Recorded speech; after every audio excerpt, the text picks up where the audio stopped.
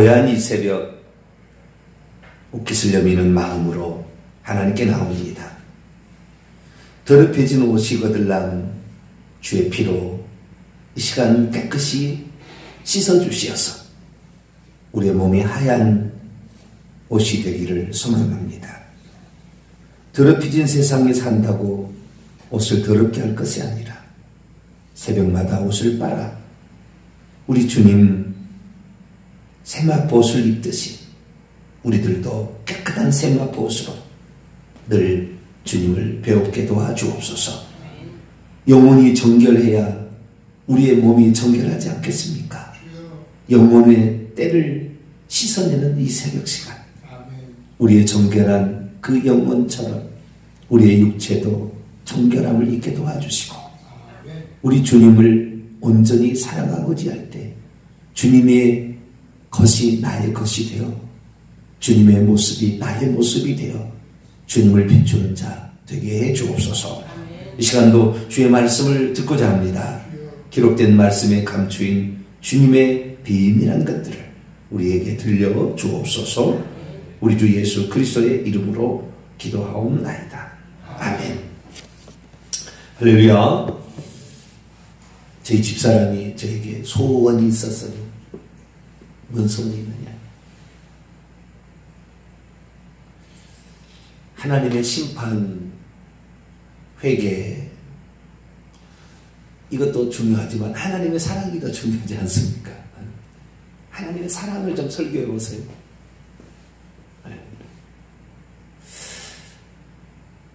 사랑 설교하면 좋죠. 심판 설교하면 싫겠죠. 그런데 사람을 깨우고 그렇게 하는 것은 예수님의 그 어떤 공생애를 이렇게 한번 이렇게 들어보세요.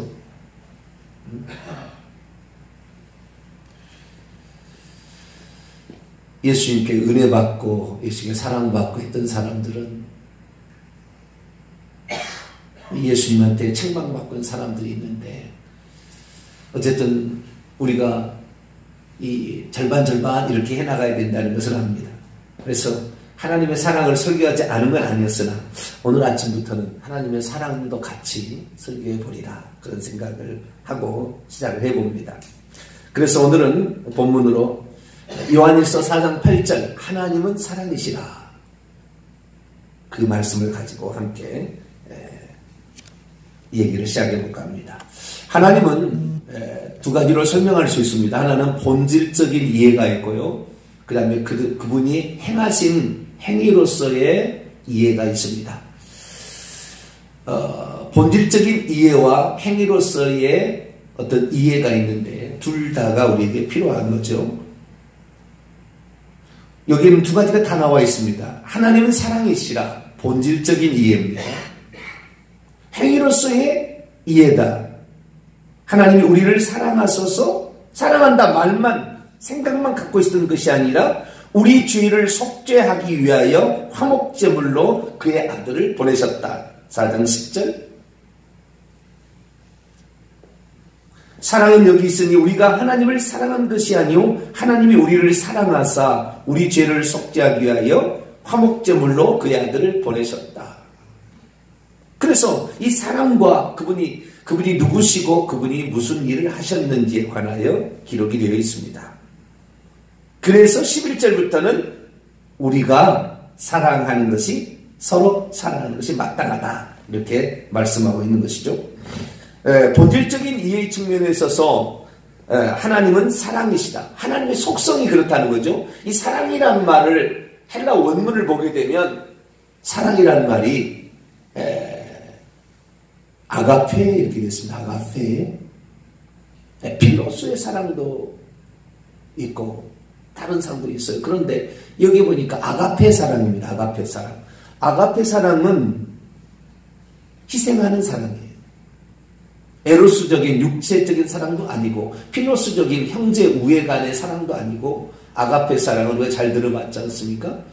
희생적인 사랑, 주는 사랑, 내주는 사랑, 자기를 낮추는 사랑, 끝없이 기다려주고 이해해주는 사랑. 그 사람이 눈높이로 내가 낮추는 사람.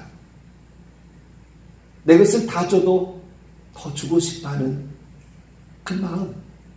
그것이 하나님의 그 사랑의 속성이죠.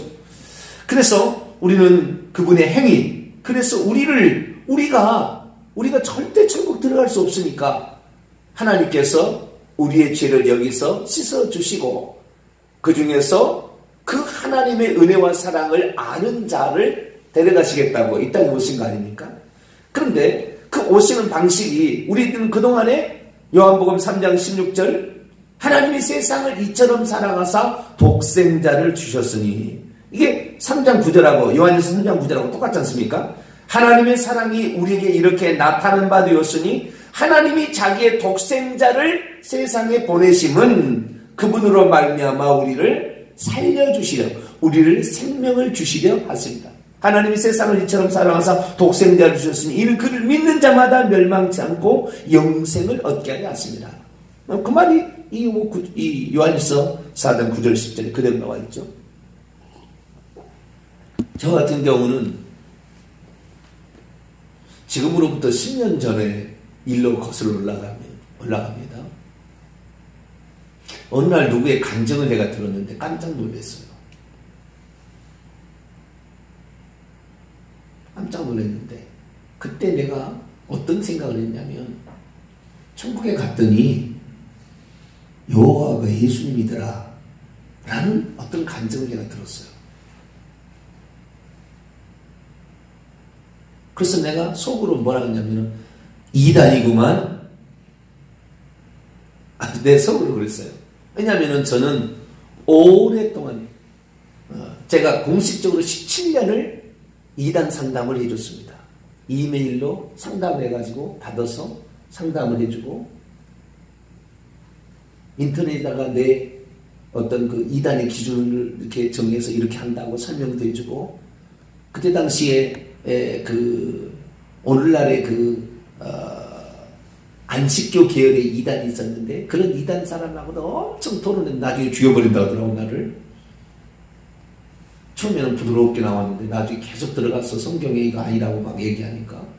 근데 그때 당시에 저는 이미 조직신학의 공부를 많이 해왔기 때문에 아버지는 여호와고 아들은 예수고 성령은 보혜사다.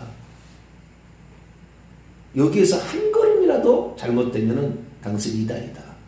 근데 여호와가 예수님이다 이렇게 얘기를 하는 거예요. 천국에 가보니까 여호와가 예수님이더라 이렇게 얘기를 하고 있는 거예요. 미쳤구나 잘못 봤구나 이거 완전 이단이네. 내가 그렇게 생각했었어요. 성경 봐라. 하나님이 세상을 이처럼 사랑하사 독생자를 홀로 유일하게 태어난 이란 뜻입니다. 게네사우스 유일하게 태어난 독생하신 휘원 아들 유일하게 태어난 아들을 주셨다고 했지 않냐. 무슨 여호와가 예수님이냐 이렇게 생각을 한 거예요. 지금 이제 벌써 10년이 지난 지금에 와서 한 5년 전부터는 예수님이 여호와다라고 직접적으로 말은 하지 않았지만 예수님이 하나님이심을 이렇게 증거하기 시작했고 이제는 제가 예수님이 여호와다라고 말해도 이제는 이단 상단 할 사람이 없어졌어요. 너무나 감사한 것이 세계 한인 기독교 이단 대책협의회 회장이 예수가 여호와고 여호와가 예수다. 아예 우리 보수 교단을 일컬어지는 그러한 신학 박사들도 예수가 여호와라는 말을 해도 결코 이것이 양태는 이단이 아니다. 이렇게 정의를 해줬고 이렇게 발표를 작년 10월달에 해줬기 때문에 이제는 그렇게 얘기한다고 해서 아무도 이제는 뭐 할 사람이 없게 됐어요. 그 전에 얼마나 제가 예수님이 여호와 예수님이 하나님이시다 그렇게 얘기를 했더니 저한테 양태론 이단이라고 얼마나 이렇게 하는 사람이 있었다고요. 양태론 이단하고 양태론 이단이 아니지 결정적인 건 단 하나 차이예요. 양태론 이단이 아니라는 것은 양태론이라는 것은 쉽게 말해서 성부 고난설 이것을 말하면 양태론 이단인 거예요. 성부 고난설에 뭐냐? 아버지가 고난을 받아서 죽었다. 이렇게 얘기하는. 이 본질적인 이해에 대한 하나님의 이해가 없으면은 아버지가 고난을 받아 죽었다는 것은 이해할 수 없고, 또한 이렇게 우리가 사실이 그렇더라도 그렇게 말하기는 어려운 일이에요. 그런데 그렇게 얘기하는 것을 보고 양태론이라 그랬다는 거예요. 그런데 이 양태론이라는 것은 뭐냐면 이 하나님이 동시에 둘이 존재할 수 있다는 것을 절대 용납을 못하는 게 양태론이에요. 그러니까 양태론의 약점도 있어요. 여러분, 아들이 죽었습니까? 아버지가 죽었습니까? 아들이 죽은 거예요. 하나님은 아버지는 신성만 가지고 있어는 아버지는 절대 죽을 수가 없는 겁니다. 그래서 죽으려고 아들로 오신 거예요.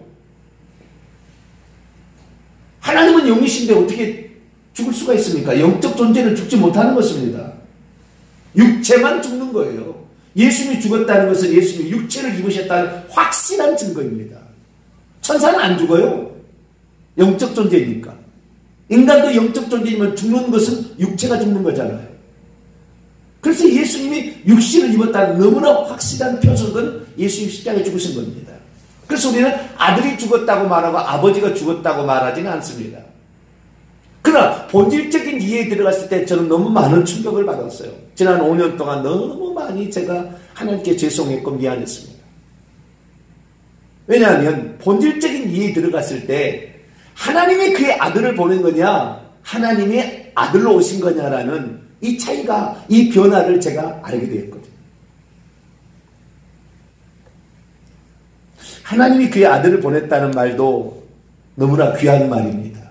그리고 하나님이 독생자를 속죄 제물로 내주어서 그렇게 아들을 힘들게 했다.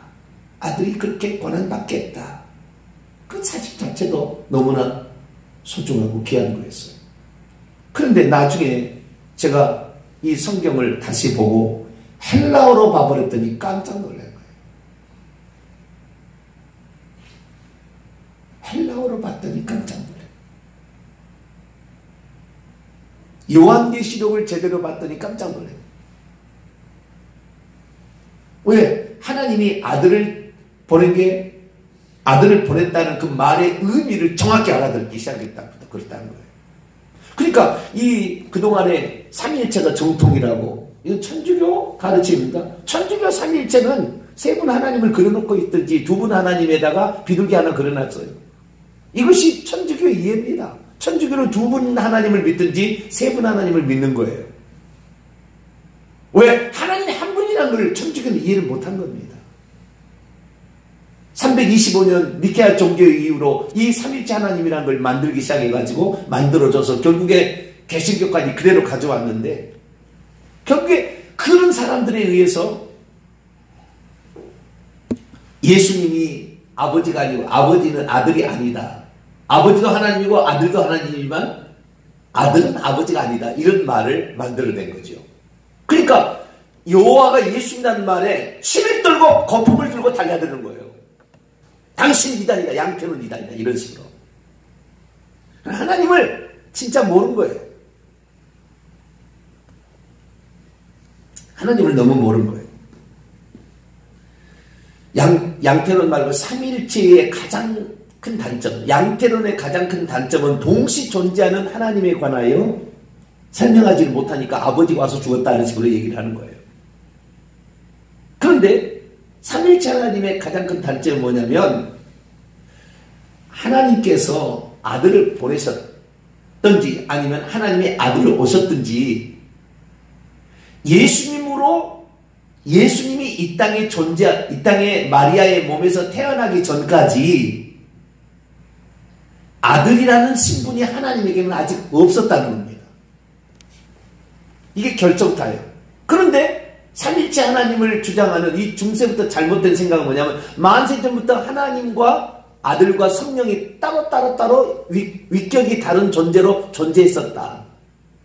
이렇게 얘기하는데, 사실은 두 분 하나님, 세 분 하나님 존재했다는데, 그러나 하나님으로서는 같다. 이렇게 말해버림으로 말미암아 하나님을 두 분, 세 분으로 나눠놓은 거예요. 아니에요. 예수님이 이 땅에 동정녀 마리아에 태어나기 전까지 아들이라는 하나님의 신분이나 아들은 아직 존재하지 않은 거예요. 존재하지 않았단 말도 이상한 말이에요, 사실. 이것도 틀린 말이에요, 정확한 말은. 왜냐하면 하나님의 생각 속에는 이미 아들이 존재하고 있었습니다. 그러나 아직 나타나지는 않다고 말이에요. 자, 오늘 본 말씀 다시 볼까요? 9절입니다. 하나님의 사랑이 우리에게 이렇게 나타난 바 되었어요. 나타났다, 계시되었다, 보여주게 되었는데 하나님의 자기의 독생자를 세상에 보내셨는데 이 삼위일체론 정책 방식으로 이해한 사람은 이미 있던 아들을 내려가라고 회의해가지고 성부, 성자, 성령이 회의해서 아들아 네가 세상에 이제 속죄제물로 화목제물로 내려가야 되겠다. 네가 내려가라 라고 회의해서 내려왔다는 이런 망설을 한 거예요. 이것이 삼위일체의 가장 큰 맹점이자 가장 큰 속임수였어요. 그러지 않아요. 동정녀 마리아에 의해서 태어날 때 비로소 하나님께서 만세전부터 아들을 통하여 인류를 구원하리라는 계획을 실행에 옮기신 거예요. 자, 요한복음 1장을 봅니다.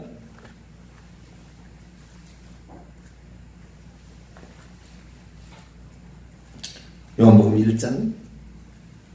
참 이것을 이해하기까지 그러니까 그 중세론적인 삼위일체론적인 삼위일체 다 틀린 게 아니지만 중세론적인 잘못된 이 삼위일체는 이해가 우리의 생각을 너무나 편협적으로 만들었다고 말이에요. 우리 속에 오신 이 하나님이 단지 아들만이다라는 이런 생각을 하게 된 거죠. 자, 1장 18절을 보겠습니다. 18절 시작. 본래 하나님을 본 사람이 없으되 아버지의 품속에 있는 독생하신 하나님이 나타내셨다. 독생하신 하나님 본 사람이 없어요. 이 가장 큰 맹점은 뭐냐면 이 예수님을 하나님께서 보냈다고 하니까 있는 것을 보낸 줄 알고 착각하는 거예요. 다. 네? 아시겠죠? 있는 것을 보낸 줄 알고 착각하는 거예요. 이미 아들로 존재하는 것을 보냈다는 거예요. 그러나 구약에 단 한 번도 성부, 성자, 성령이라는 어떤 성령은 빼고요. 하나님 영이니까 성부, 성자가 아버지와 아들이 동시에 존재하지 않았다니까요. 구약시대는. 오직 뭐예요? 이사야서 40장부터 49장까지 읽어봐 있어요. 나 외에 다른 신이 없다. 전에도 지은 신이 없고 이후에도 없을 거다.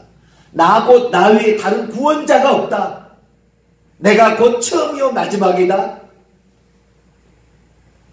이 삼위일체론자들이 한 방에 깨지는 이사야 말씀이 있어요.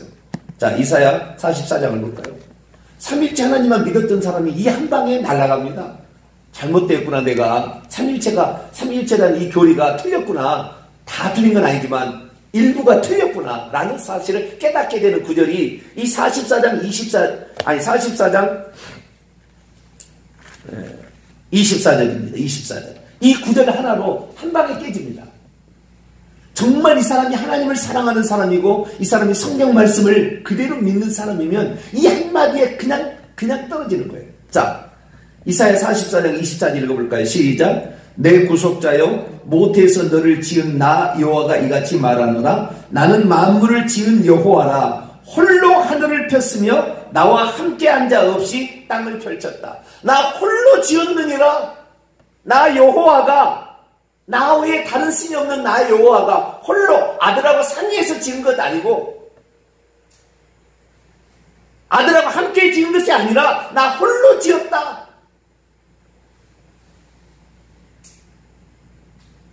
그래서 삼위일체론자는 어떻게 믿냐면요. 아버지도 하나님, 아들도 하나님, 성령도 하나님. 그러나 아버지는 아들이 아니고 아들은 성령이 아니고 성령은 아버지가 아니다. 근데 아들은 하나님으로서 같기 때문에 아들은 창조주다. 이렇게 얘기를 하는 거예요. 아들이 창조주인데 여기에서 이사야 44장 24절의 말씀을 그대로 대입하면 나 홀로 여호와 말씀이에요. 나 홀로 천지 만물을 지었다. 그런데 예수님이 창조다 그러면은 여호와가 예수님이라고 답을 해줄 수밖에 없다 그 말이에요. 이 한마디로 끝나는 거예요.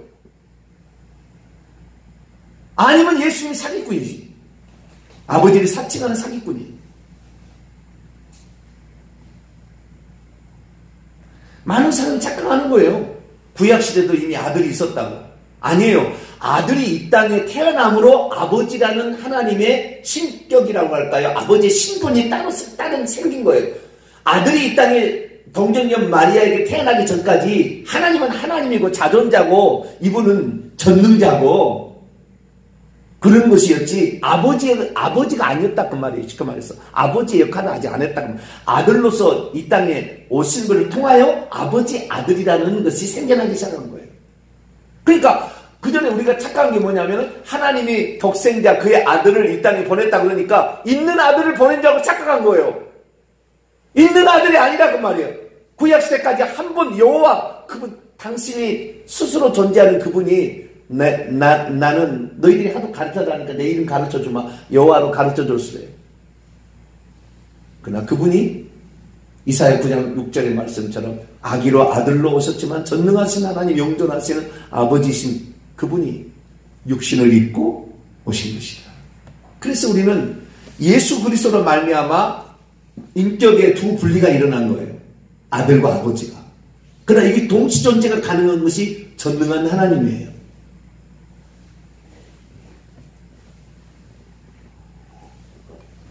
그러니까 제가 예전에 이제 그 하나님을 이해했을 때는 하나님이 그의 아들을 십자가에 못 박을 때 아버지가 얼마나 마음이 아팠겠는가 이렇게 설교했어요. 나중에 알고 보니까 하나님이 우리를 구원하기 위해서 아들로 오실 거라는 것을 당신 스스로 마음을 계획하고 있었고 그것을 실행에 옮긴 거예요. 죽을 수 없는 그분이 죽기 위하여 사람이 되신 거예요.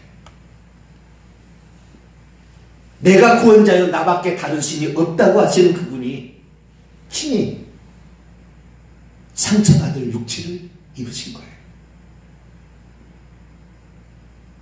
사람으로 오셨다는 측면에서 그분은 아들이라고 불려질 뿐이지 나를 그렇게 빌립아 오래 보았거늘 아버지를 모르느냐. 요한복음 12장 44절 45절 보면 나를 믿는 자는 나를 믿는 것이 아니요 나를 보내셨던 이를 믿는 것이며 나를 보고 있는 자는 나를 보내신 이를 보고 있는 것이다.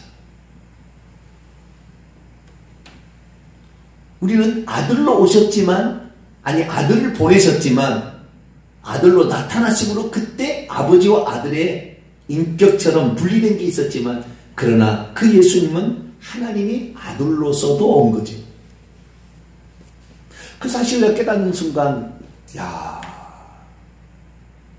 하나님이 이렇게까지 낮출 수가 있는가. 그의 아들을 보냈다는 것도 참 마음 아픈 일이잖아요. 자기 아들을 보내서 죽게 하는 것도 얼마나 마음 아픈 일입니까.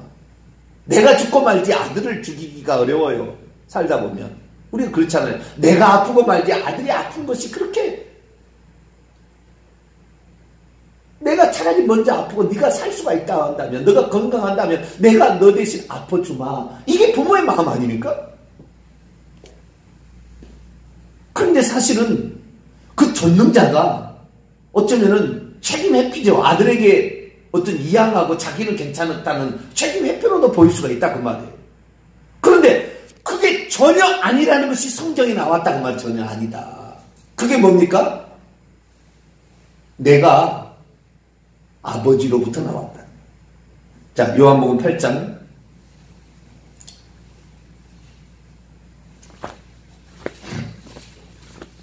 요한복음 8장 42절 요한복음 8장 42절 있습니다. 시작. 예수께서 이르시되 하나님이 너희 아버지였으면 너희가 나를 사랑하였으리니 이는 내가 하나님께로부터 나와서 왔습니다. 나는 스스로 온 것이 아니요 아버지께서 나를 보내신 것이다. 내가 하나님께로부터 나와서 지금 마리아에 태어난 거예요. 어디 있다가 하나님으로부터 밖에 나와서 어디 있다가 아들이 된 게 아니라 지금 하나님으로부터 나와서 내가 세상에 처음 들어온 거다. 우리는 이 땅에서 지어졌지만 하나님은 존재하는 그 하나님이 신격의 하나님이 인격을 입고 이 땅에 오셨다는 겁니다. 요한복음 16장 13장이나 13장 13장 3절에도 저녁 먹는 중 예수는 아버지께서 모든 것을 자기 손에 맡기신 것과 또 자기가 하나님께로부터 오셨다가 하나님께로 하나님을 향하여 돌아가실 것을 아셨다. 요한복음 16장 28절 보면 내가 아버지에게서 나와서 세상으로 왔고 세상을 떠나 아버지께로 가는 거예요. 하늘에서 있다가 온 게 아니라 아버지께로부터 예수님이 태어나신 거예요. 오셨다 그 말이에요. 그러니까 우리가 이걸 제가 보다 내가 너무 충격을 많이 받았어요. 오늘 지금 원문 들어가지도 못했는데요. 이 중요한 얘기만 우리가 오늘 하게 된다고 한다면 하나님께서 아들을 보내서 우리를 구원하겠다는 계획을 하나님 자신이 실행한 거지 따로 있는 신들이 너 내려가 이런 식이 아니었다는 거예요. 하나님 한 분이 우리를 위해서 그 일을 하셨다. 그렇게까지 우리를 사랑하셨구나. 죽을 수 없는 분이 썩지 못할 그런 하나님이 썩을 육체를 입고 오신 거 아니에요. 물론 하나님이 썩지 않게 보호를 하셨어요. 그대로 부활시키려고. 그러나 그분이 죽을 수 없는 그분이 나를 위해서 그런 일을 하셨다. 이렇게까지 우리를 사랑하셨구나. 이것이 하나님의 사랑의 시작이요 기본입니다. 우리는 하나님의 이 낮출 수 없는 어마어마한 이 놀라운 이 사실을 하신 그 예수님을 그 하나님을 우리도 본받고 우리가 서로 사랑하는 저와 여러분 되시기를 바랍니다. 기도하겠습니다. 거룩하신 하나님, 얼마나 많은 사람들이 하나님이 그의 아들을 보낸 것만으로 하나님을 이해하고 있는지, 그러나 본질을 이해하게 되면 하나님 한 분이 나는 나다라고 하신 분이 우리를 위해서 또한 아들로 오셨다는 사실을 알게 하신 것 감사를 드립니다. 나를 위해서 모든 것을 다 행하신 하나님, 그분을 우리가 알게 되었으니 예수님만 사랑하고 자랑하고 예수님만 기쁘게 해드리는 우리 모두가 되게 해 주옵소서. 우리 주 예수 그리스도의 이름으로 기도하옵나이다. 아멘.